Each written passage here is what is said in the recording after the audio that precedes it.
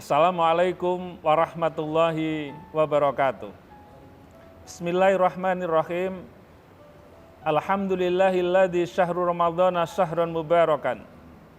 Kutiba fihi siyam wa unzila fihil Qur'an hudal linnasi wa bayyinatin minal huda wal furqan.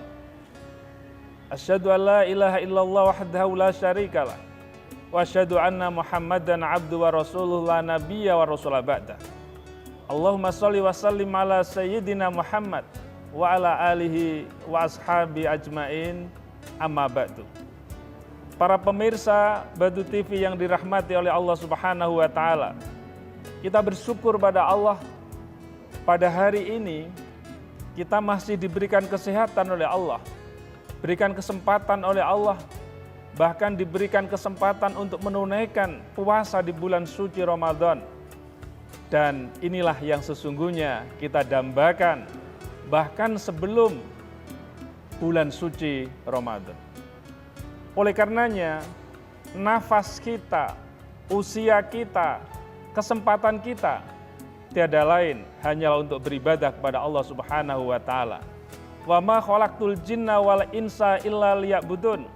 Dan tidaklah aku ciptakan jin dan manusia kecuali untuk menyembah kepada aku, menyembah kepada Allah Subhanahu wa taala. Menyembah kepada Allah, beribadah kepada Allah bisa kita lihat dari dua dimensi, yaitu ibadah mahdhah dan ibadah ghairu mahdhah. Ibadah mahdhah tentunya adalah ibadah yang telah ditentukan oleh Allah Subhanahu wa taala.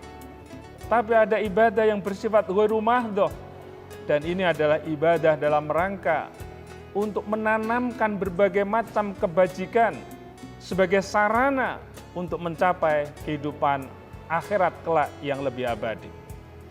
Pada kesempatan ini, sebuah momentum yang sangat tepat untuk selalu membaca Al-Quran. Karena terus terang, hadis Rasulullah Muhammad SAW menegaskan, Al-jannatu mustaqotun li arba'ati nafarin. Bahkan 4 golongan yang dirindukan oleh surga Allah Subhanahu wa taala, salah satunya adalah tahlil Quran, yaitu orang yang biasa membaca Al-Quran.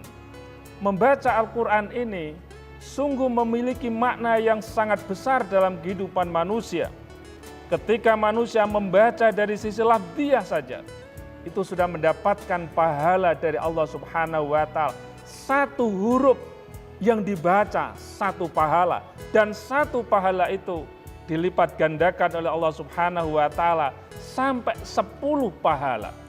Ketika kita membaca misalnya saja alif lam mim, di situ ada 3 huruf, ada alif, ada lam, ada mim. Satu huruf saja satu pahala.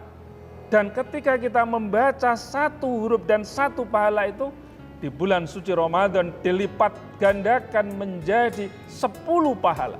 Coba bayangkan, ketika kita membaca satu makro saja di situ, sudah berapa huruf? Allah Subhanahu wa taala Maha-Rahman dan Maha-Rahim pada hambanya. Begitu mudah kita memperoleh pahala di hadapan Allah Subhanahu wa taala. Ma'asyiral muslimin rahimakumullah, para pemirsa Batu TV yang dirahmati oleh Allah Subhanahu wa taala.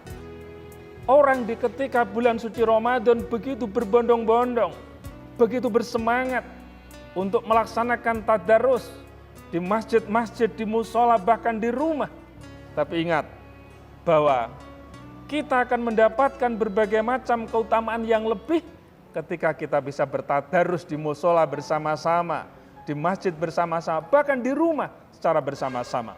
Di situ malaikat akan hadir, menaungi mereka, memberikan doa kepada mereka. Mereka-mereka yang membaca Al-Qur'annya begitu lancar, mereka disinilah sesungguhnya disertai oleh ribuan malaikat. Tetapi mereka yang membacanya gradul-gradul sekalipun, membacanya tidak lancar sekalipun, dia mendapatkan 2 pahala. Sungguh luar biasa hikmah ketika kita membaca Al-Quran di bulan suci Ramadan, yang Allah lipat gandakan bacaan-bacaan yang telah mereka baca itu. Kemudian yang berikutnya bahwa ketika kita berada di bulan suci Ramadan, kita punya target yang jelas. Kebanyakan di antara mereka yang sibuk, itu paling tidak 1 hari 1 juz. Berarti kalau sudah 30 hari, khatamlah Al-Quran mereka. Tapi bagi yang longgar, bahkan yang sibuk sekalipun, mereka fastabiqul khairat, membaca Al-Quran berbondong-bondong dan sekaligus mereka berusaha semaksimal mungkin untuk bisa khatam bisa 4 kali. Dan di sini sesungguhnya sarana mereka untuk menyempurnakan ibadah puasa di bulan suci Ramadan. Para pemirsa yang dirahmati oleh Allah Subhanahu wa taala. Dengan demikian maka puasa di bulan suci Ramadan yang di dalamnya yang diisi dengan qiraatul Quran itu akan menghindarkan manusia dengan berbagai macam godaan. Rumah yang diisi dengan bacaan Al-Quran, rumah itu akan kelihatan cerah, akan kelihatan terang. Tapi kalau rumah itu jarang digunakan untuk membaca Al-Quran, rumah itu akan kelihatan gelap gulita. Orang yang menghuni di dalam rumah itu, hatinya akan tenang, hatinya akan tentram, hatinya begitu mendapatkan bimbingan dari Allah Subhanahu wa taala. Dan yang kedua, syafaat dari Rasulullah Muhammad SAW akan hadir kepada mereka. Karena apa? Al-Quran akan bersaksi di hari akhirat nanti. Si A ini biasa membaca Al-Quran atau tidak? Si A ini membaca Al-Quran atau tidak? Ini akan menjadi saksi. Maka syafaat ini akan hadir ketika Al-Quran itu selalu dibaca di dalam kehidupan sehari-hari. Bahkan akan menjadi obat, menjadi penenang dalam hidup. Di mana saja kita berada. Ala bidzikrillah tatmainnul qulub.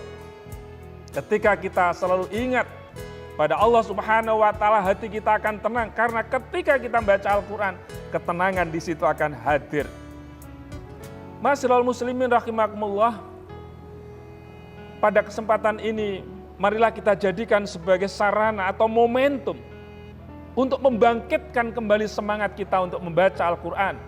Karena terus terang, ketika kita membaca Al-Qur'an, di samping kita akan terbimbing, kita akan bisa membedakan mana yang baik dan mana yang buruk ketika kita mempelajari makna atau isi dari Al-Quran itu sendiri. Demikian yang bisa kami sampaikan.